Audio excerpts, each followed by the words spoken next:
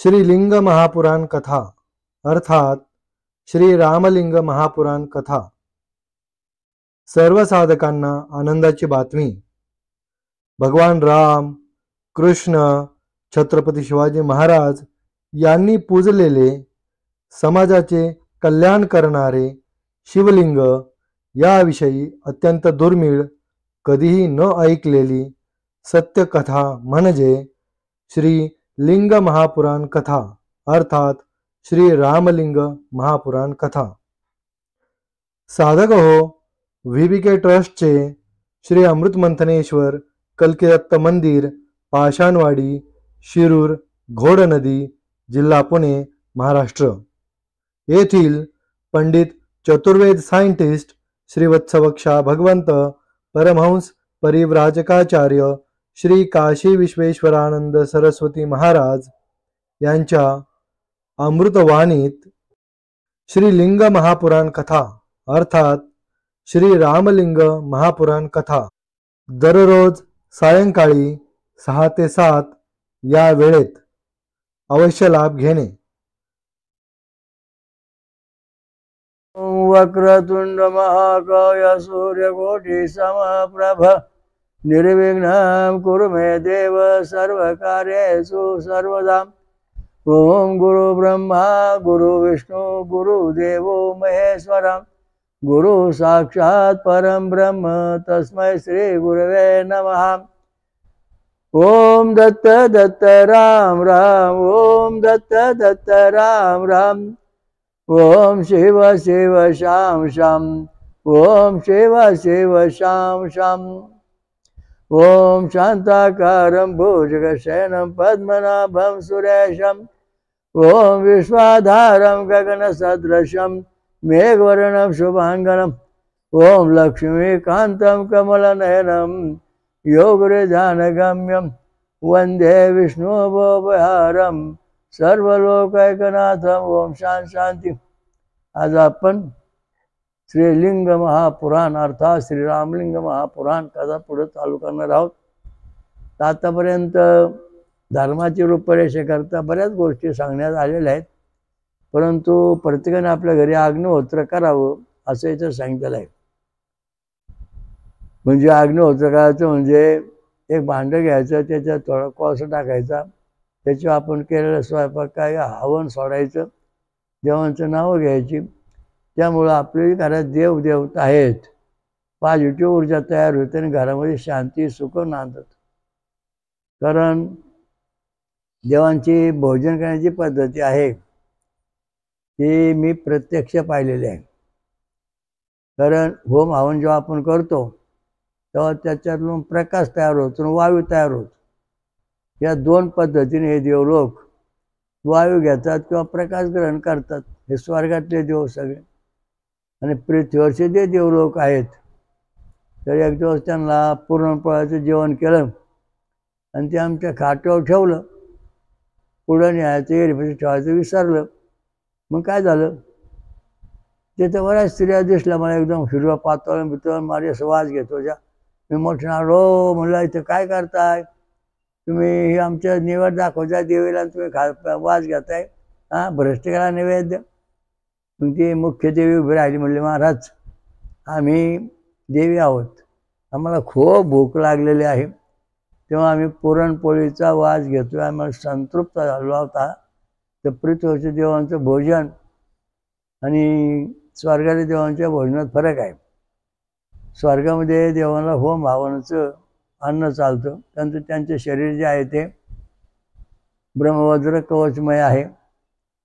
पृथ्वीवरच्या देवांचे शरीर जे आहेत काही वायुरूप आहे, आकाश तत्वाचे, आणि काही घनरूप आहेत, त्या दृष्टीने ते चालतात। तर आपल्या पृथ्वीवरचे देवदेवते आपल्या घरी आपण जेव्हा नैवेद्य ठेवतो तेव्हा त्याचं ते वास घेत बसतात बऱ्याच वेळ। 15 ते 20 मिनटं नैवेद्य दाखवल्यानंतर आपण बसून राहणे, कुत्रं किंवा कुठला माशी तिथं न येऊन देणे। 15 मिनटं पुष्कळ झाली, 15 मिनटात ते देव येतात, तुमचे पितर कुलदैवत वास घेतात। आणि जेव्हा तुम्ही अग्निहोत्र करता म्हणजे एक कापराची वडी घ्यायची, 3 काळे तीळ ठेवायचे, पेटवायचे, हा अग्निहोत्र दत्त महाराजांच्या नियमाप्रमाणे। आपलं काय आता एवढं मोठं साहित्य गोळा करायला कुठल्या बंगल्यात काही जमत नाही. तर हे अग्निहोत्र झालं. तर अशा दृष्टीने देवलोक जे स्वर्गातले ते प्रकाश अन्न ग्रहण करतात, वायुरूप अन्न ग्रहण करतात आणि आपल्या पृथ्वी देव जे आहेत ते अन्नाचा वास घेतात किंवा भोजनही करू शकतात. म्हणजे अशा ठिकाणी पद्धत आहे. म्हणजे पृथ्वी देवांचं भोजन आणि स्वर्गात देवांचं भोजन. आता आपल्याकडे जी पद्धत आहे ती आपण स्वर्गात देवांच्या करता काही केलंच नाही ना कधीच. फक्त पृथ्वीवरचे देव म्हणजे पितर आणि देवदेवता पृथ्वी जे त्यांना जेवण पुरणपोळी किंवा इतर शाकाहारी, आणि जे चिडे गोटे भूत आहेत त्यांना अमंगळ भूतियान मार्गच. मग त्या दृष्टीने ते तिथं प्रसन्न होतात, राहतात. अशा दृष्टीने हे सगळं पृथ्वीवर आता देव, पृथ्वीवर स्वर्गाचे देव तर येतच नाहीत. फक्त पृथ्वीवरचे देव आणि भूत यांचा नंगानाच संपूर्ण घरात चालू आहे. त्यामुळं कुठल्या घरात शांती नाही, भांडणं तणणं, सुखशांती नाही, नोकऱ्या आणि अनेक अडचणी आहेत. त्या सगळ्या दुरुस्त करायचं काम आता आपण या ठिकाणी गुढीपाडवा त्या क्षेत्रीत्या 33 दिवस या ठिकाणी महालक्ष्मी यज्ञ करणार आहोत. त्यावेळेस सगळे देवदेवतेने माहिती लावली, वाचून बघा. आता पुढचं बघू आज काय ते, मग पुढं बघू.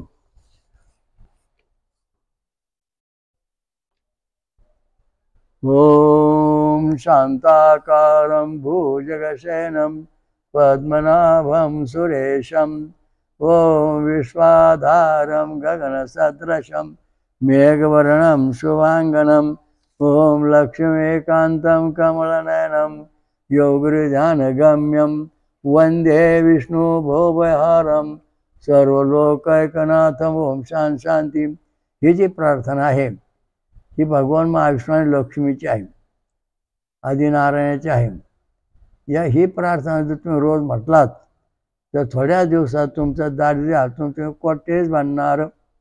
माझ्या बऱ्याच लोकांनी प्रार्थना सुरू केली, दररोज म्हणतात आणि त्यामुळे आज ते कोट्येच बनले, श्रीमंत झाले. कारण ही जो श्लोक आहे, ही जो दिलेला आहे तो दररोज प्रत्येकाने म्हटला पाहिजे. आणि बुद्धी, ज्ञान, वैराग्य, ऐश्वर्य सगळ्यापासून प्राप्त होणार आहे.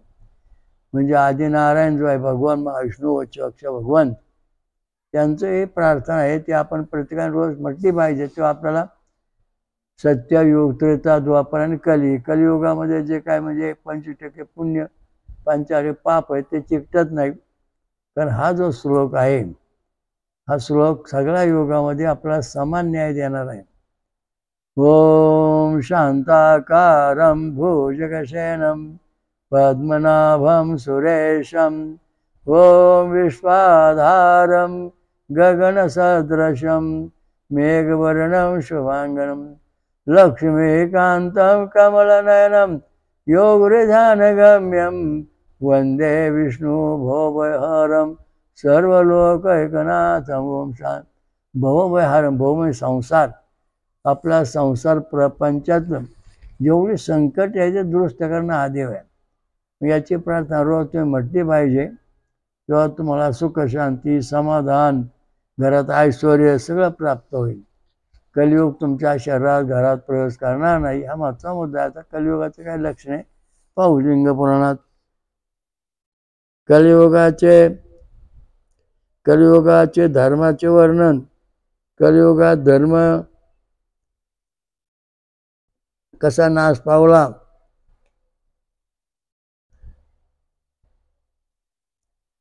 स्वल्प सुद्धा धर्माचरणाचे महत्फळ. कलियुगाच्या अंतात पुन्हा सत्ययुगाची प्रवृत्ती. ज्याप्रमाणे रविवार, सोमवार, मंगळवार, बुधवार, गुरुवार, शुक्रवार, शनिवार आला रविवार, तशा प्रकारचे सगळे योग सत्य हे गेलं का ते येणार. त्यांचं कालक्रम नाही. प्रत्येक योगामध्ये प्रत्येक माणसाच्या जीवनामध्ये फरक होत जातो असं दाखवलं. परंतु जेव्हा तुम्ही देवाचंच नामस्मरण भक्ती करता तेव्हा तुम्हाला तुमची अवस्था योगानुयोग तशी राहील. इंद्र म्हणाले, हे शिलास, हे नंदिकेश्वर, कलियुगामध्ये तमोगुणापासून व्याकुळ इंद्रियावाले मनुष्य माया रचतात, दुसऱ्यांचे दोष पाहतात, तपस्यांचा वध करतात. कलियुगामध्ये प्रसाद, प्रमाद, रोग, निरंतर सुधाचे भय, खाण्यापिण्याची भीती, अनावृष्टी रूप अत्यंत भय, त्याप्रमाणे देशाचा विपर्याय विनाश, हे सब याच्यामध्ये व्हायला सुरुवात होते. लोक वेदांचे प्रामाणिकता स्वीकार करीत नाहीत. कलियुगामध्ये त्याप्रमाणे अधर्माचं आचरण करतात. मनुष्य धर्मच्युत होतो, धर्मापासून फेकला जातो, अनाचारात राहतो, महान क्रोधी तथा मंदबुद्धीवाले होतात. कलियुगामध्ये प्रजा मिथ्या भाषण करतात, लोक पारायण होतात, तसा मलिन आचार विचारवाले होतात. ब्राह्मणांचे दूषित यज्ञ, दूषित पठण, दूषित आचार तथा दूषित शास्त्रांचे सेवनरूपी धर्मदोषापासून प्रजांचे भय उत्पन्न होते. द्विजती गण न तो वेदों का अध्ययन करत्यावरून तो यज्ञ अनुष्ठान करतात. आता या ठिकाणी लिहिले ब्राह्मणांचे दूषित यज्ञ. तर दूषित यज्ञ या ठिकाणी काय म्हणायचं बा, काय तर दूष होतो? दूषित यज्ञ म्हणजे नेमकं काय? या ठिकाणी शुद्ध यज्ञ म्हणजे काय याच्यावर आपण थोडं बोलू. तर सांगायचा मुद्दा असा आहे, ओम भूर्भुवः स्वः 3 पायऱ्या यज्ञाला असतात. आणि सोम नावाचा जो देव आहे त्याने पुढच्या यज्ञात 4 पायऱ्या बसून एकंदर यज्ञ 7 पायऱ्याचा केला. ओम भू ओम भुवा ओम स्वा ओम महा ओम जना ओम तपा ओम तत्तम ओम तत्सवितुर्वरेण्यं भर्गो देवस्य धीमहि धियो यो नः प्रचोदयात्. हा जो यज्ञ, हा शुद्ध यज्ञ. म्हणजे शुद्ध यज्ञ हा 7 पायऱ्यांचा आहे. याला शुद्ध यज्ञ म्हटलं गेलेलं आहे वेदामध्ये. आणि दूषित यज्ञ जो आहे तिला विटा मांडायच्या, मंत्र म्हणायचे. मग बघा कसं चालतं, दूषित कसं होतं बघा. ओम तत्सवितुर्वरेण्यं भर्गो देवस्य धीमहि धियो यो नः प्रचोदयात्. आता दूषित यज्ञ ब्राह्मण कसा करता याच्यामध्ये थोडी माहिती सांगतो. दूषित म्हणजे विद्वान ब्राह्मण करीत नाहीत, पण ज्यांना त्याच्याला अल्पज्ञान आहे, जे विद्वान नाहीत त्यांना याचं ज्ञान होत नाही. ऋषी देवता छंद आणि स्वर यांचा उच्चार करून मग मंत्र म्हणायचा. आता आपण गायत्री मंत्र म्हणलो, ओम भू आपण म्हणलो तर विश्वामित्र ऋषी, गायत्री देवता, सविता देवता, गायत्री छंद षडजा स्वरा.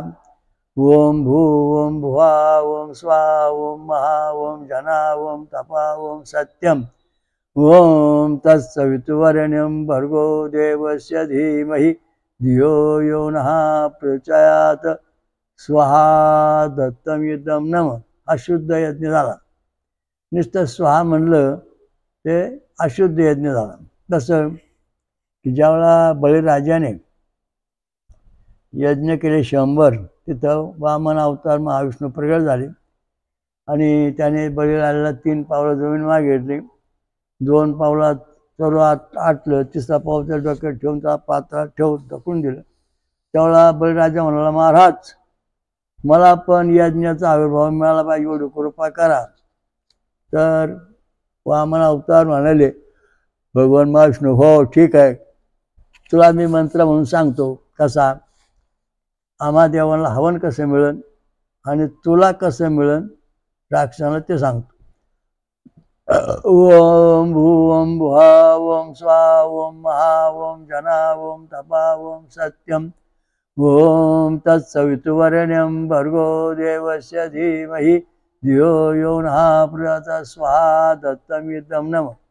असं जेव्हा म्हणन तेव्हा हे हवन दिलेलं अन्न यज्ञातलं आम्हा देव लोकांना पोचलं. मग हे राक्षसाला कसं वाचणार? हे बघा, ओम भूम भुवा ओम स्वा ओम महा ओम जना ओम तपा ओम सत्यम ओम तत्सवितुर्वरेण्यं भर्गो देवस्य धीमहि धियो यो नः प्रचोदयात् स्वाहा. एवढा मंत्र स्वाहा म्हणलं की सगळं आपलं जेवढं पुण्याच्या यज्ञाचं आहे ते बळीराजा राक्षसाला जाणार, देवाला अजिबात मिळणार नाही. त्यामुळे हे दूषित यज्ञ जो आहे तो स्वाहा स्वाहा स्वाहा हे दूषित यज्ञ आहेत. स्वाहा दत्तमिदम नम हा शुद्ध यज्ञ आहे. तो आहे कलियुगामध्ये जे यज्ञाचे रूपरेष आहे त्याचा अभ्यास करायला पाहिजे. अभ्यास नसल्यामुळं मला वाटतं चालू होतं. व्याजातले मंत्र म्हटल्याशिवाय मानवाला सुख शांती मिळणार नाही. कुठल्याही मनातले मंत्र लिहून ते चालण्याचं कारण सांगतो. छंद आणि स्वर याच्यात ते मंत्र पाहिजेत. आता दूषित यज्ञातले मंत्र कसे? सूर्याय स्वाहा झाला दूषित, सूर्यनारायण स्वाहा दत्तमिदम नम झाला पवित्र. म्हणजे देवाला सूर्यनारायण हवन पोचलं. म्हणजे स्वाहा आणि स्वाहा दत्तमिदम नम याच्यामध्ये फरक आहे. हे जे आहे मंत्र म्हणण्याची पद्धत तशीच आहे. मग आता समजा गायत्री मंत्र आपण म्हणलो, ओम तत्सवितुर्वरेण्यं भर्गो देवस्य धीमहि धियो यो नः प्रचोदयात् प्रचोदयात् स्वाहा असं म्हणलो आपण तर या अक्षर 8, 24 आणि 5, 29, 32 झाली. म्हणजे दूषित मंत्र झाला. म्हणजे यज्ञ इथं दूषित झाला.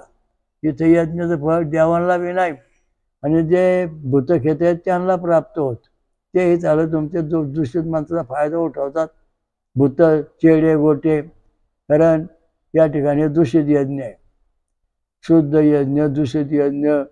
जमीन शुद्ध करायची मंत्र म्हणून नंतर त्याचं त्या ठिकाणी यज्ञ मांडायचा पद्धतशीर मग मंत्र म्हणायचे. असे बरीच पद्धती आपल्या कल्की दत्त मंदिरात येऊन पहा यज्ञ कसा बांधलाय. ते म्हणजे की 7 पायऱ्यांचा यज्ञ कसा आहे आणि बाकीचं कूर्म यज्ञ कसा आहे ते पाहिलं. वेदी पद्धत यज्ञामध्ये वेदी पद्धत सांगितलेलं आहे. हरणाच्या पाठीवर यज्ञ तयार करणे, कासवाच्या पाठीवर यज्ञ तयार करणे, हातीच्या पाठीवर यज्ञ तयार करणे असे निर्णय प्रकारचे यज्ञाचे रूपरेषा सांगितले. तर त्या ज्या शक्त्या आहेत कुर्माच्या पाठीवर जो यज्ञ आहे तिथं ब्रह्मज्ञान अमृत प्राप्ती होते. हा महत्वाचा मुद्दा आहे. कुर्म यज्ञ जो आहे आपला या ठिकाणी समुद्र मंथनाचं जे शास्त्र आहे 14 रत्न निघाली. ती 14 रत्न ह्या यज्ञातून बाहेर पडतात. अमृत बाहेर पडतं, फायदा होतो.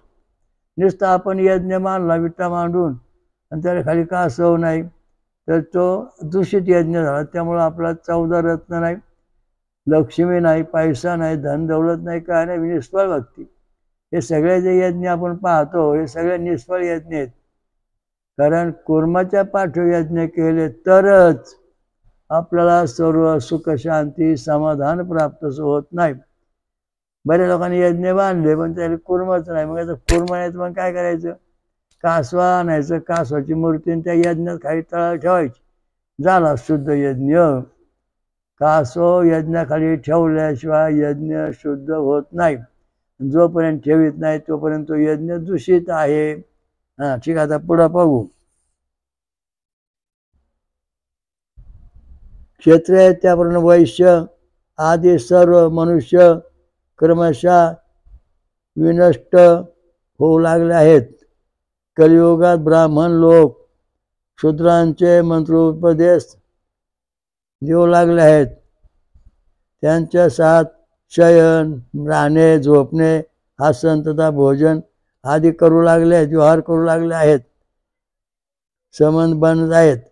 राजा लोक शूद्र आचरण करू लागले आहेत. ब्राह्मणांचा संताप देतात, ब्राह्मण संताप देत आहेत. असे हे सगळं शुद्ध काय राहिलं ना, अशुद्ध होत चाललं. जे आता निवडणूक राज्य आपल्याला आहेत कार्यकर्ते ते काही उच्च कोटीचे आहेत, काही शूद्रवत आहेत. म्हणजे आचरण चांगलं नाही त्यांचं, खाणं पिणं असं आपलं काही बोलायचं नाही, पण यात लिहिले म्हणून सांगतो. प्रजामध्ये भ्रूण हत्या तथा विरंकी हत्या प्रवृत्ती व्याप्त होते आहे. प्रजामध्ये भ्रूणात मुलं मारणे, वीरांना मारणे, शूद्र लोक ब्राह्मणांचा अपमान करू लागणे किंवा त्यांचा अपमान करणे आणि ब्राह्मण लोक शूद्रासारखे आचरण करू लागतील, मांसाहार करतील, दारू पितील, गांजा वडतील, मग त्यामुळे ते भ्रष्ट ब्राह्मण झालेले आहेत. अशा दृष्टीने कलियुगाचं त्या ठिकाणी वारं फिरतंय. चोर लोक राजांचे तुल्य व्यवहार करतात, कररंगे राजा लोक चोरा जैसे व्यवहार करतात. स्त्रिया पातिव्रत्य धर्माचा त्याग पालन करीत नाहीत. व्यभिचाराने स्त्रियांचा बाहुल्य झाले आहे. म्हणजे पतिव्रता स्त्रियांचं महत्त्व कमी होऊन आता वाकड्या स्त्रियांचं महत्त्व वाढत चाललंय. मनुष्यामध्ये वर्ण तथा आश्रम संबंधी समस्त व्यवहार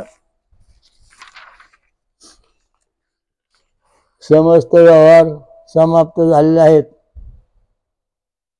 यावेळी पृथ्वी कम तथा कमी अधिक पीक देणारी होईन. आता काय वेळा दुष्काळ पडला, काय वेळेला सुख आलं, अशा दृष्टीने झाली. हे शिलाद, हे नंदिकेश्वर, राजागण प्रजांचे रक्षक होणार नाहीत, उनके विनाशक होतीन.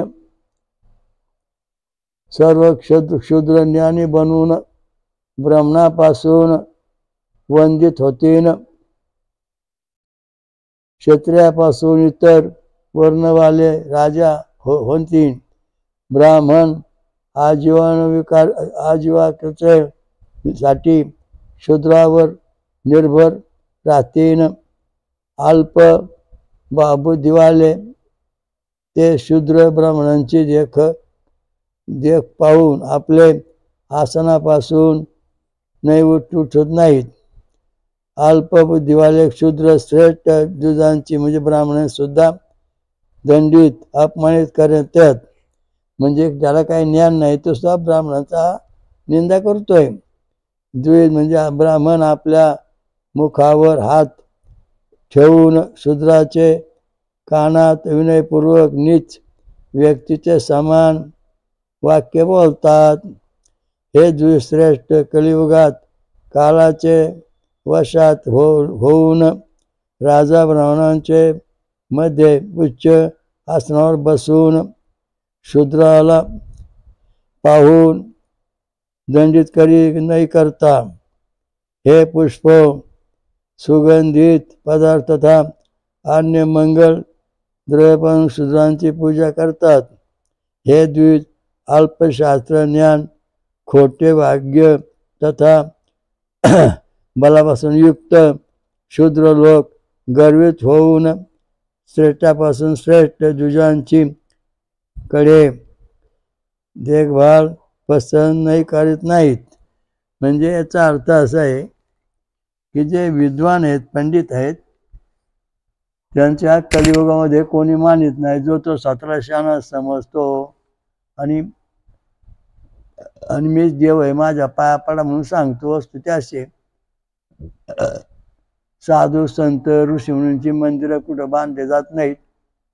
आणि जे जादूटवाना करणारे, थोडीशी चमत्कार दाखवणे, महाराजांची मंदिरं केंद्र सगळी चालू झाली. हे कलियुगाचं उलट लक्षण आहे. हे संपलं पाहिजे. खऱ्या देवाचं ज्ञान घेतलं पाहिजे तर आपण सुखी होऊ. तसं होणार नाही. कलियुग वाहून जाऊ.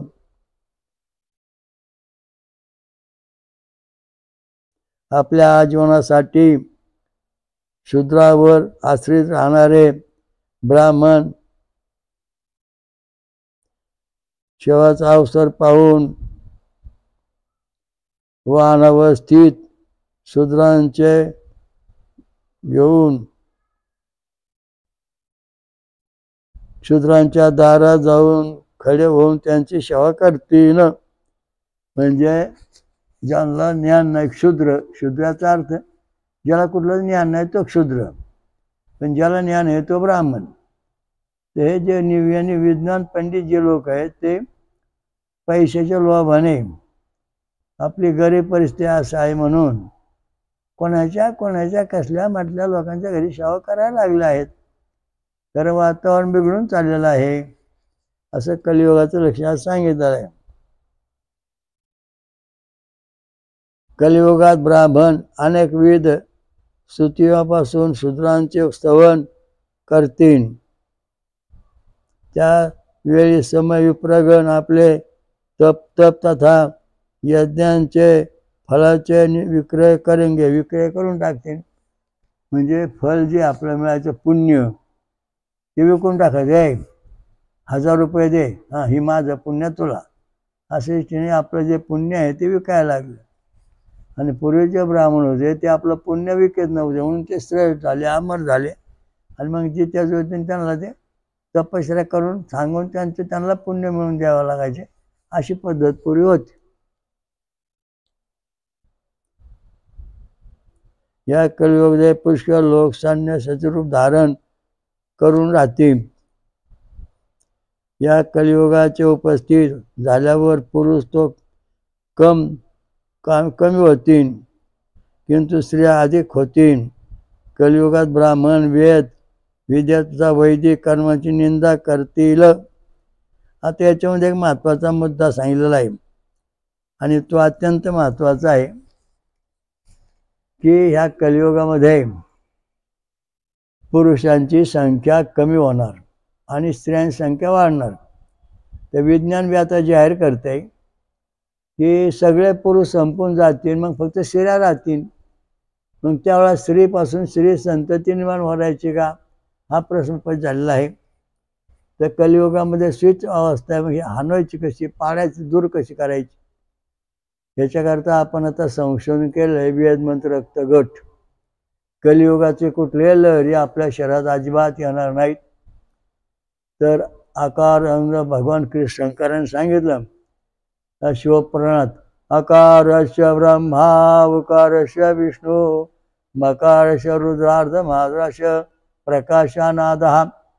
म्हणजे भगवान कृष्ण शंकरांनी जे सांगितलं या कलियुगापासून आपला बचाव कसा करायचा, हे जे ब्राह्मण वगैरे जे आहे ते सगळ्यांना उच्च पद्धत कशी मिळवून द्यायची, सर्वांचं अस्तित्व सगळं जागेवर कसं ठेवायचं, कलीचा आपल्या शरीरात प्रयोग करून द्यायचा नाही, त्याच्याकरता आकारस्य ब्रह्म म्हणजे आकारापासून गणपती ब्रह्मदेव, उकारापासून विष्णू ओ रक्तगट, मकारापासून रुद्र शिवलिंग ये रक्तगट आणि अर्धमात्रा प्रकाशापासून बी रक्तगट सूर्याग्नी चक्र. हे आपण आता शोधून काढून समाजाचा प्रचार करतो. तर 26,40,000 लोकांनी आतापर्यंत आपल्याकडं या संशोधनाचा लाभ घेतला आणि घेत आहेत. म्हणजे वाचून घेतलाय, तेच पुढं प्रचार करीत असतील. त्या अनेक असंख्या आहेत. कलियुगापासून वाचवायचं असेल तुम्हाला वेद मंत्रांच्या रक्तगटाशिवाय पर्याय नाही. ब्राह्मणाचं जागेवर श्रेष्ठपण राहणार, क्षत्रियाचं श्रेष्ठपण राहणार, राजाचं राज्यपण टिकणार, पुढ्याचं पुढ्यापण टिकणार, शाश्वत सुख मिळणार, दुःख सगळं हरण होणार, रोगराई येणार नाही. हा याचा महत्त्वाचा मुद्दा. कलियुगावर मात करायची म्हणजे आपल्याला तुमचा रक्त ये बी, मग गणपती भक्ती करा. कारण तुम्ही गणेश स्वरूप आहात. तुमचा रक्तगट ओ आहे म्हणजे विष्णू भक्ती करा, तुम्ही विष्णू स्वरूप आहात. तुमचा गट ये म्हणजे तुम्ही शिवशंकर भक्ती करा, तुम्ही शिवस्वरूप आहात. मग तुमचा गट बी मग तुमचं सूर्य अग्नी स्वरूप आहे, मग तुम्ही सूर्याची भक्ती करा, सूर्यनारायणाची भक्ती करा. या दृष्टीने सगळ्या गोष्टी आतापर्यंत समाजामध्ये आपण रुजवलं. 1860 सालापासून कलियुग हटवण्याचं काम, कलियुग नष्ट करायचं काम चाललं. कलियुग हटवण्याकरता एकच रामबाण औषध, वेद मंत्र आणि रक्तगट. रक्तगटामध्ये अभ्यास केला की तुमच्या शरीरात कली प्रवेश करणार नाही. किती कली येऊ द्या, किती जाऊ द्या, काय उपयोग नाही, सगळं आपल्या बाजूने यश. अशा जे सगळं आहे. कारण फार वेळ चांगला वेळ नाही, पुढं बघू. तर कलियुगामध्ये निर्लोहित महादेव शिव धर्माची प्रतिष्ठा केली आहे. विकृत आकृती अर्थात छिन्न भिन्न लिंग स्वरूपात होऊन प्रगट होतील. आता याच्यामध्ये फार महत्त्वाचं सांगितलं आहे. कलियुगामध्ये निर्लोहित महादेव शिव धर्माची प्रतिष्ठा साठी विकृत आकृती अर्थात उच्छिन्न भिन्न लिंग स्वरूपवाले होऊन प्रगट होते. आता या ठिकाणी आपल्याकडे पंचमुखी शिवलिंग आहे. या ठिकाणी ह्या शिवलिंगात हे भगवान शंकर प्रगट झालेले आहेत आणि धर्माचं कार्य चालू केलं. म्हणजे कलियुगाचं काय चालत नाही. पंचमुखी शिवलिंगाची पूजा केल्यास कलियुगाचा तुमच्यावर काही प्रभाव होत नाही. नीललोहित भगवान शंकराने हा अवतार शिरूर क्षेत्रामध्ये कल्की मंदिरामध्ये आपला प्रगट केलेला आहे. त्या ठिकाणी पंचमुखी शिवलिंग आहे आणि त्याचं तुम्ही दर्शन केल्यास या ठिकाणी वर्णन केल्याप्रमाणे कलियुग तुम्हाला स्पर्श करणार नाही, तुमच्या येणार नाही. भगवानचा अवतार झालेला आहे, वाचून बघा. छिन्न विच्छिन्न या समय जो विप्रगण कोणत्याही तरापासून कोणत्या व्यवस्था शिवाची आराधना करतील कलियुगाचे दोषापासून विजय प्राप्त करून परंपराला प्राप्त होतील. पंचमुखी शिवलिंगाची पूजा केल्यानंतर ब्राह्मण क्षत्रिय वैश्य क्षुद्र अतिक्षुद्र परमेश्वराच्या परमपदाला प्राप्त होत. असं कलियुगामध्ये दिलेलं वर्णन आहे ते आपल्या इथं आता हे स्वयंभू देव शिवलिंग प्रगट झाले. हे पंचमुखी शिवलिंग सद्योजात वामदेव तत्पुरुष देव ईश्वर अघोरीश्वर ईशान ईश्वर याची पंचमुखी शिवलिंग या ठिकाणी प्रगट झालेले. हे पाच मुख देवा शंकराची नाव घेतली की तुम्हाला कलियुग बाधणार नाही. ते सगळी त्या मांडणुका माहिती दिलेली आहे ती आपण पाठ करायची आणि पंचमुखी शिवलिंगाची आठवण करून पूजा करायची. पंचमुखी शिवलिंग कसं आहे, कलियुगाला वाचवण्याकरता कसं निर्माण झालं, त्याचा इतिहास लिंगपुराणात कसा सांगितला, हा महत्त्वाचा मुद्दा या ठिकाणी असला तरी आपण जवळजवळ लहानपणापासून पंचमुखी शिवलिंगाची पूजा करतो. ते शिवलिंग आता स्वयंभू प्रगट झालेलं असल्यामुळं या ठिकाणी ठेवलेलं आहे, तिथं पूजा चालते. कलियुग इथं प्रवेश करू शकत नाही. इथं जे जे ब्राह्मण आले ते श्रेष्ठ झालेले आहेत, बुद्धिमान बनले आहेत, त्यांचे कार्यक्रम व्यवस्थित चाललेले आहेत. जे जे भाविक इथं आले त्या शिवलिंगाची पूजा केली ते सगळे श्रेष्ठ बनलेले आहेत. नीललोहित महादेव या कलियुगामध्ये वाशमवाडी कल्कीदत्त मंदिर येथे प्रगट झालेले आहेत. पंचमुखी शिवलिंग कल्केश्वर या नावाने आणि त्यांची पूजा केल्यानंतर कलियुग तुम्हाला काहीच करू शकत नाही. भ्यायचं कारण नाही, देव आलाय. किती सालापासून हे शिवलिंग हे पत्ता लागत नाही, स्वयंभू निघाले ते. त्यामुळं हे सगळं चालू झालेलं आहे या ठिकाणी. म्हणजे कलियुग या ठिकाणी आपल्याला छळू शकत नाही, आपल्याला येऊ शकत नाही, त्रास देऊ शकत नाही. विप्र ब्राह्मण सगळे सुखी झाले होतात हे पंचमुखी शिवलिंगाचं दर्शन केल्यानंतर. परमपद प्राप्त करतील. परमपद जे सत्ययुगात पद मिळत नाही, त्रेतायुगात वापरात मिळत नाही, ते परमपद. त्याचा कोणी बरोबरी करू शकत नाही, त्या परमपद म्हणतात. शिवस्वरूप परमपद. हे परमपद मिळवण्याकरता पंचमुखी शिवलिंगाची भक्ती करणे आवश्यक आहे आणि ती आपल्या आश्रमातली पंचमुखी शिवलिंग आहे आणि त्याची रोज पूजा अर्चा चालती. या शिवलिंगाला दररोज उसाचा रस दिला जातो आणि त्या दृष्टीने सगळं व्यवस्थित चालतं. ओम दत्त दत्त राम राम, ओम दत्त दत्त राम राम, ओम शिव शिव श्याम श्याम, ओम शिव शिव श्याम. हा मंत्र म्हणायचा आणि पंचमुखी शिवलिंगाची पूजा करायची. म्हणजे तुम्हाला काहीच भीती नाही.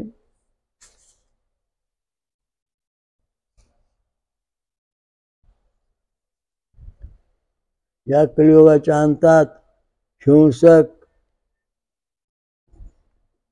पशूंची प्रबळता तसा गायांचा ऱ्हास होईल. उत्तम साधूंचा अभाव होऊन जाईन. चांगले साधू राहणार नाहीत.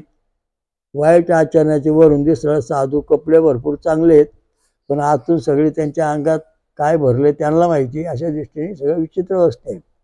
म्हणून या कलियुगातून वाचण्याकरता पंचमुखी शिवलिंगाची मंदिरं प्रत्येक गावात आपल्या पद्धतीने करायची. आणि ज्यांना पाहिजे यूट्यूबवरती आपण फोटो दिलेले आहे ते पहा. या समयात दानाचे मुलवाला सूक्ष्म ऐश्वर्याचे रूप सुद्धा दुर्लभ होऊन जाईल. ब्रह्मचर्य आदी चारो आश्रमांची शिथिलता होऊन जाईल. धर्म नष्ट हो जाएगा. धर्म नष्ट व्हायला लागला. आंतरजातीय मुक्तमुक्त हे सगळं धर्म. याचा अर्थ काय? धर्म म्हणजे नेमकं काय? सनातनम येनम आयुः हे व्याजा सांगितले. सनातन हे ज्येष्ठ ब्रह्म आहे. हे कधी नष्ट होत नाही, जन्मत नाही. याच्यापर्यंत आपण जाऊन पोचलो पाहिजे. हा सनातन धर्म आहे. पण त्याच्याकडे आपण न जाता नष्ट होत चाललो. चमत्कार, नमस्कार, पाडा पाया, बांधलं मंदिर. अहो खरा देव जो आहे त्याच्याकडे पंचमुखी शिव हा खरा देव आहे. त्याची भक्ती करा. शिवलिंग पुराणात सांगितले. नील लोहित महादेव त्याचं नाव. नीलेश म्हणजे लोहित महादेव म्हणजे पंचमुखी शिवलिंग. युगांतर राजा लोक प्रजांची रक्षा करणार नाहीत.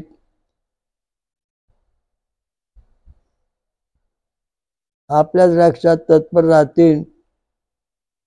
कलिभाग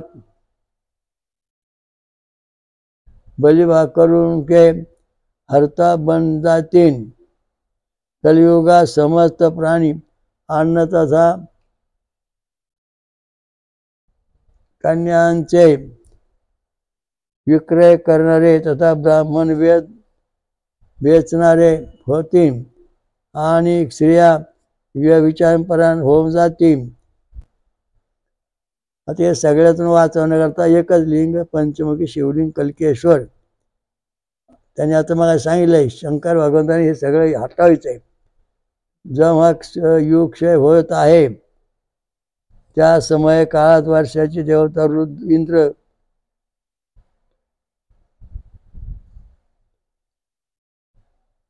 कोटे कोटे भयंकर वर्षा करून ते नाश करीन. पाऊस जास्त पडतोय, पूर येतोय.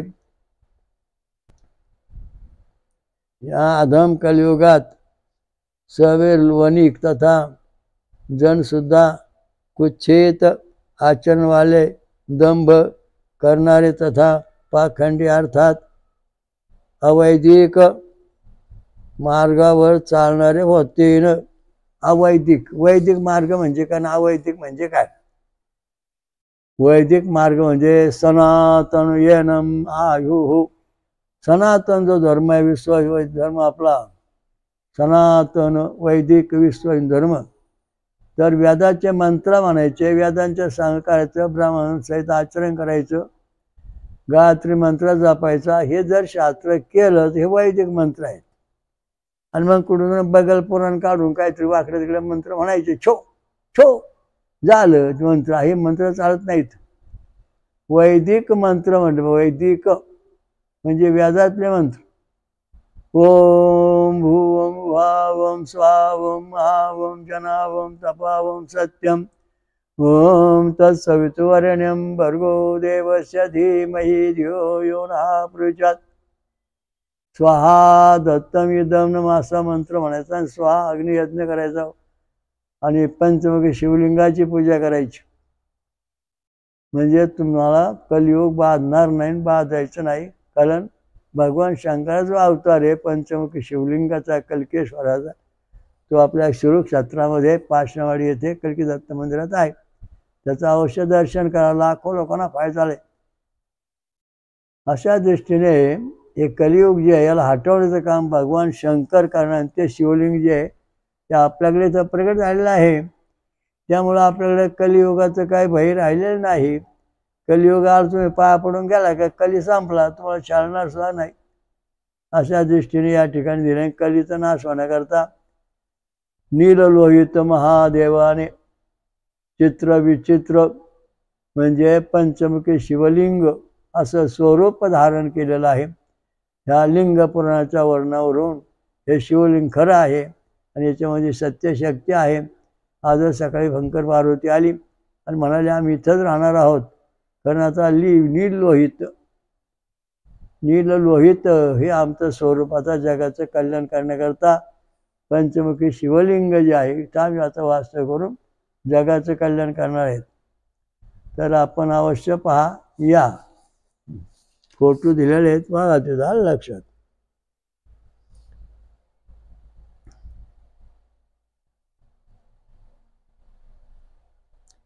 कलियुग कलीमध्ये सर्व लोक ग्रामयाचक पात्र अपात्रता विचार न करताना यज्ञ आणि करणारे हो जाएंगे. पात्र अपात्र याच्यामध्ये महत्त्वाचा मुद्दा आहे. यज्ञ कोणी करायचा, कोणी करू नये. चतुर्वेदी जो असन त्यांनी यज्ञ करायचा, वेदशास्त्र संपन्न असून त्यांनी यज्ञ करायचे. इथं कोणी उठतो आणि यज्ञ पेटवतोय, जसं अग्नी पेटवासारखा, तर यज्ञ येतो का? नाही. तर कोणी काय करी सुटेल. म्हणजे या ठिकाणून वाचण्याकरता आपल्याला पंचमुखी शिवलिंगाची भक्ती आवश्यक. कोणी सुद्धा मृदुवचन बोलणारा, सरळ या स्वभावाला, ईर्ष्यारहित तथा प्रत्युपकारी अर्थात आपल्यासाठी केले गेलेले उपकाराला मानणार नाही. विश्वासघातकी होईन, सर्व लोक निंदक तथा पतित होऊन जातील. हे सब युगांत कलियुगाचं लक्षण आहे. आणि यातून वाचण्याकरता भगवान मला सांगितलं, भगवान शंकराने माझा लीन लोहित अवतार म्हणजेच पंचमुखी शिवलिंग याची भक्ती करा, म्हणजे तुम्हाला कलियुग वाजणार नाही. पृथ्वी राजापासून शून्य होऊन जाईल तथा धन धान्यापासून परिपूर्ण होणार नाही. देशी तसा नगरात बहुस्ते स्थान जनशून्य होईल. काय का आता बघा, घरवस पडल्यात, घर सोडून लोक त्या गावातून त्या गावात, त्या देशात चालली. पृथ्वी अल्प जलवाली होईल तथा पाणी पृथ्वी कमी होईल. कम फल देणारी होईल. रक्षक भक्षक होतील तथा लोक स्वेच्छाचारी होतील. आता एखादा आपण रक्षक ठेवला, म्हणजे शाश्वत मनुष्य नौकर ठेवला, तो काय दिवस आपलं राहणं आपल्याच मारून टाकणार, म्हणजे असा भक्षक बनणारी वस्तू ती आता सध्या आहे. यातून सुटण्याकरता पंचमुखी शिवलिंगाची भक्ती करायची. आपल्या युगांत कालात कलीत सर्व लोक दुसऱ्यांचे धनाचे हरण करणारे, परश्री गमन करणारे, कामी, दुरात्मा, आधम, दुस्साही, उद्योगरहित, लज्जारहित, रोगी तथा 16 वर्षाचे परम आयुवाले होते.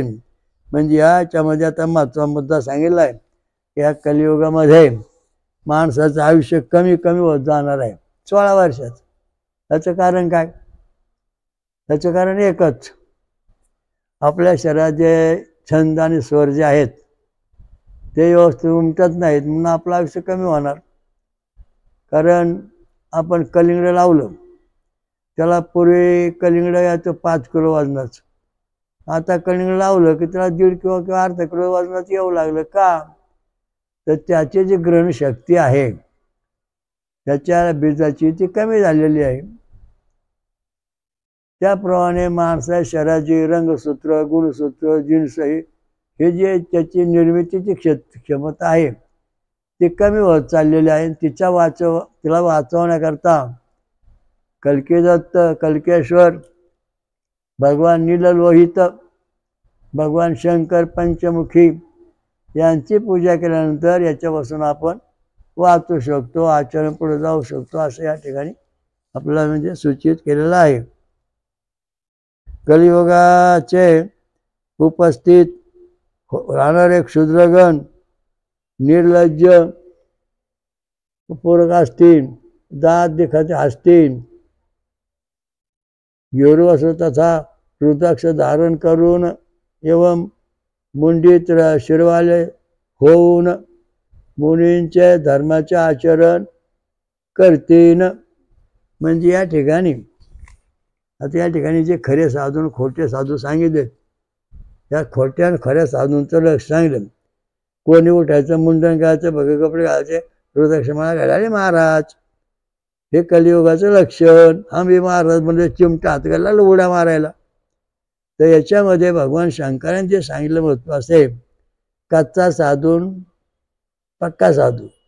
जो जिवंतपणे ज्याचे दावा त्यारा होतो तो पक्का साधू, तो खरा संन्यासी. आणि ज्याचा होतच नाही तो कच्चा. म्हणून हे कलियुगामध्ये सगळे कसे साधू आहेत, ज्यांचे आपलं ओळखायचं, ज्यांचे योग दावा त्यारा होते पक्के साधू. कलियुगात लोक धान्याचं हरण करणारे होतील, तथा अत्यंत दुष्ट लोकांचे संगती अतिअभिलाषा करणारे होतील. चोर चोरांचं धन चोरतील, उनके सुद्धा धन कोई दुसरा हरण करीन जाईल. चोरामोर चोरांनी चोरी करायची, त्याने ठेवायची, दुसऱ्या चोरांनी त्याला चोरून मारायचे, घेऊन जायचे. हे कलियुगामध्ये चालू आहे. मनुष्यापासून विविध संपन्न कर्मापासून विरत होऊन, निष्क्रिय होऊन कीट मुशेक तथा सर्प योनीत पीडित करतील, यांना मारतेत. म्हणजे दया धर्म सोडा त्यांनी. गायाचं संरक्षण करणे, शेळ्या मेंढ्या पालन करणे, हे सगळं संपलं इथं. मग आता यातून आपला वाचवण्याकरता पंचमुखी शिवलिंगाची पूजा करणे. त्यावेळी सुभिक्षी कल्याण, निरोगिता, सामर्थ्य आदी दुर्लभ होऊन जाईल. लोक क्षुधा पीडित होऊन, पाण्याने पीडित होऊन आपल्या देशापासून येऊन कौशिकी नदीच्या तटावर बसतील. लोक दुःखित होऊन 100 वर्षांची पूर्ण आयु व्यतीत करून सोडतील, जातील. कौशिकी नदी. आता हे कौशिकी नदी म्हणजे या ठिकाणी मागचा मुद्दा आहे. कौशिकी नदीच्याकडलं यायचं. कौशिकी, ही कौशिकी म्हणजे ही जी नदी आहे, ही हयग्रीव अवतारात निर्माण झालेली नदीला कौशिकी नदी म्हणतात. गोड नदी गंगा. ज्या वेळेस मधुकैटभ दैत्यांनी वेद पळून नेले, तेवढा भगवान श्रीकृष्ण हयग्रीव अवतार घेऊन त्यांना मारले, वेद आणून दिले. आणि मग पृथ्वी निर्माण झाली, पाण्यातून जमीन वर आली.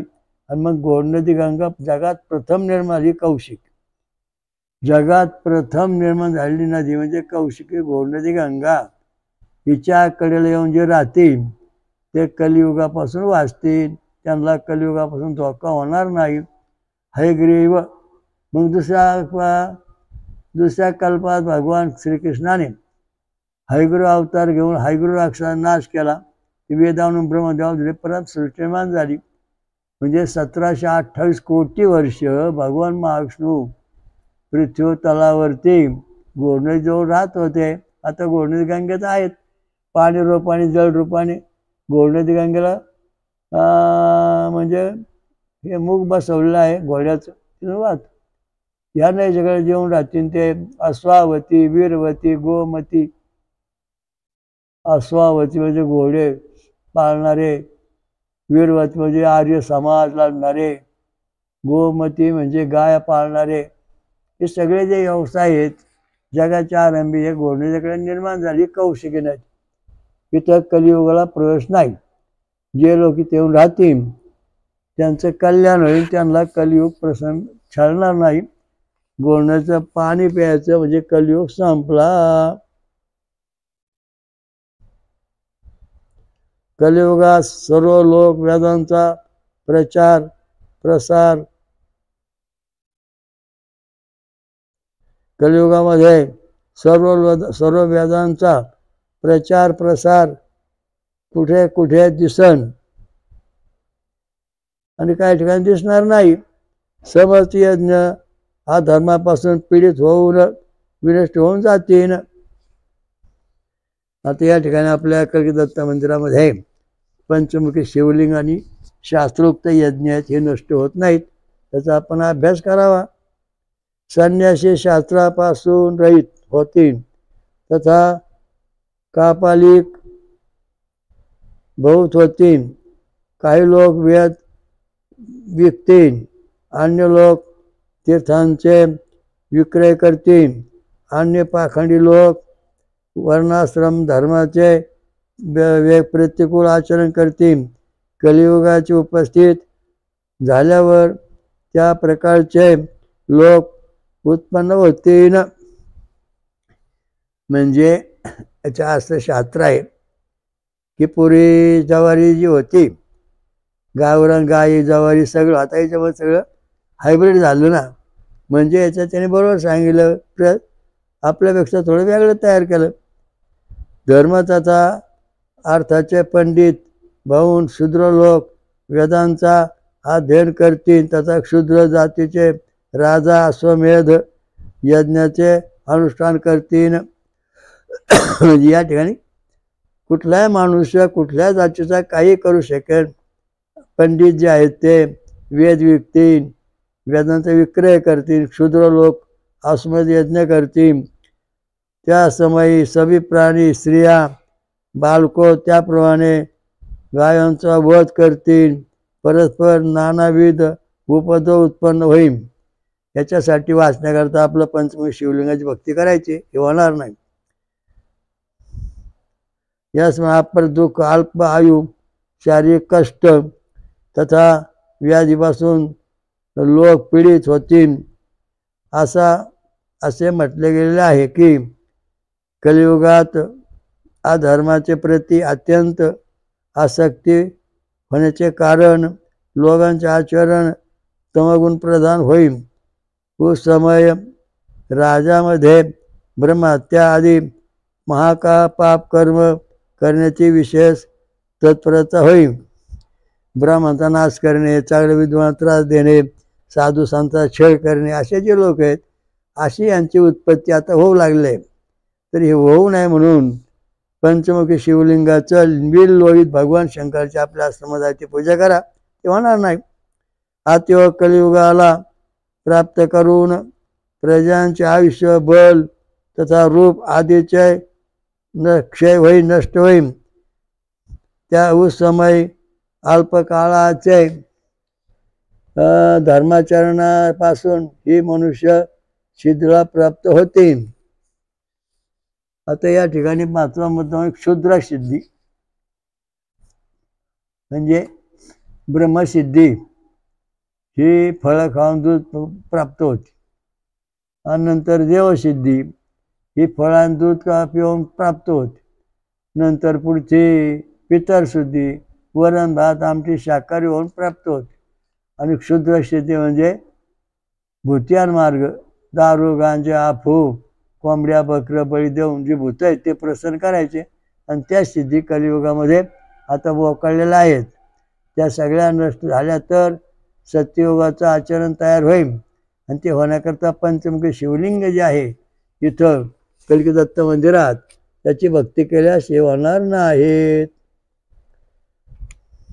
या कलियुगात जो श्रेष्ठ ब्राह्मण द्वेषरहित होऊन वेदो तथा स्मृतीचे प्रतिपादन कर्मांचे आचरण करेल तो धन्य होईल. त्याच्यावरून सुद्धा या कलियुगामध्ये शुद्ध ब्राह्मण, आचरण शुद्ध आहे, स्मृती आहे, वेद वाचन करतोय, तो मोठा होणार, त्या धोका पोचणार नाही, असं याच्यामध्ये सांगितलेलं आहे. म्हणजे याचा सुद्धा पर्याय काढला आहे.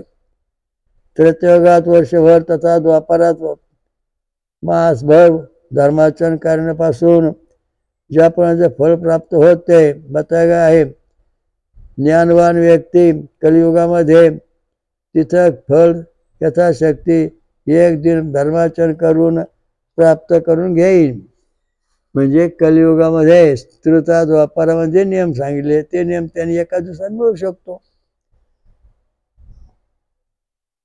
त्या कलियुगाचे वर्णन केले गेले आहे. आता आपण त्याचे संध्यांश तुझ्यापासून माझ्यापासून जाणून घ्या. युगात सिद्ध्यांचे 3 पादांचा ऱ्हास होत आहे. योगाचे स्वभाववाली संध्या एका या पादापासून न्यून होऊन राहत आहे. या प्रकारे संध्यांचे स्वभाव आपले अंशांश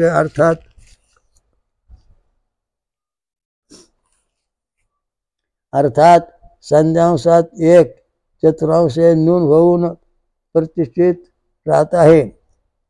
या प्रकारे युगांतात संध्यांश कालके उपस्थित होऊन दुष्ट प्राणी संहाराच्यासाठी त्यांचा एक महान शासक आवृत होईल. पूर्वकालात स्वयंभू मन्वंतरा जो प्रमिती नामापासून विख्यात आहे. वे मनुपुत्राच्या अंशेचे पासून येस कलियुगाचे समाप्ती कालात चंद्रमाचे गोत्रात सोम शर्मा नामक ब्राह्मणाचे रूपात उत्पन्न होईल. अस्त्रशस्त्रधारी ब्राह्मणापासून निरंतर प्रवृत्त हाती घोडे तथा हाते रथापासून युक्त विशाल सेना हातात साथ घेऊन पुरे 20 वर्ष तक पृथ्वीवर घुमून शेकडो तथा हजारों बार बलिंद्र का वध करेंगे. आता या ठिकाणी जरा वेगळी भानगड सांगितले. बलिंद्र म्हणजे कोण? बलिंद्र म्हणजे ज्यांची बुद्धी दुष्ट आहे, ज्यांना आचरण वगैरे नाही, ते संपतीन 20 वर्षापर्यंत हे कारभार चालल.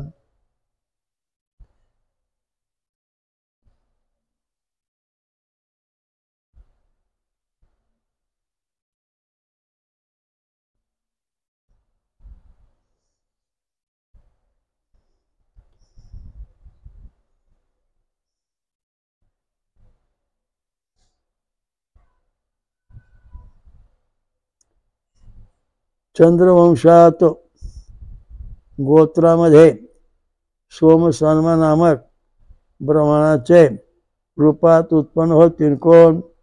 मनुपुत्राच्या अंशापासून या कलियुगात समाप्ती कालामध्ये चंद्रवंशामध्ये आत्रे गोत्रामध्ये सोमशर्मा नामक ब्राह्मण किंवा अनेक लोक उत्पन्न चंद्रवंश होणार आहेत. आणि चंद्रवंश म्हणजे भगवान कृष्णाचा वंश. या वंशामध्ये हे सगळे उत्पन्न होणार आणि सगळ्या जगाचं संरक्षण करणार असं भविष्याच्यात वर्णन आहे. पंचमुखी शिवलिंगाची भक्ती केली तर आपल्याला सगळं प्राप्त होणार.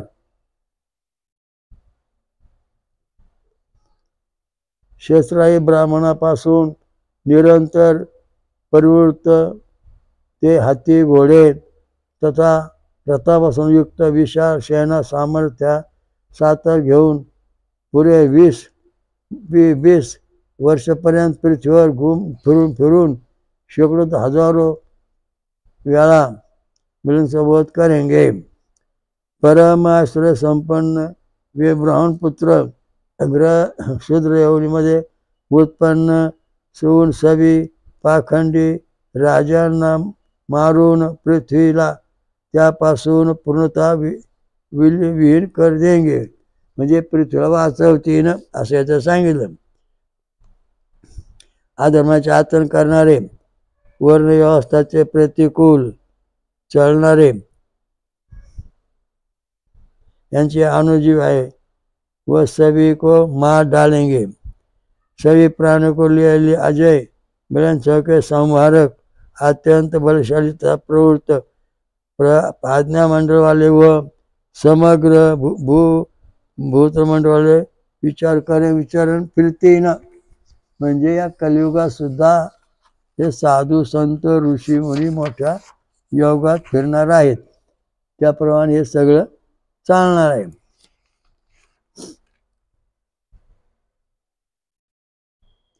ओम दत्त दत्त राम राम. ओम दत्त दत्त राम राम. ओम शिव शिव श्याम श्याम. ओम शिव शिव श्याम श्याम. कलियुगाचं प्रकरण खूप मोठं आहे.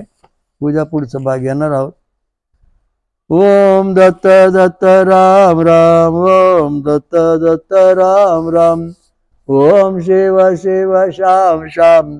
ओम शिव शिव श्याम श्याम. कलियुगामध्ये भगवान शंकराचा नीललोहित पंचमुखी शिवलिंगाचा अवतार आपल्या कल्की दत्त मंदिरामध्ये प्रगट झालेला आहे.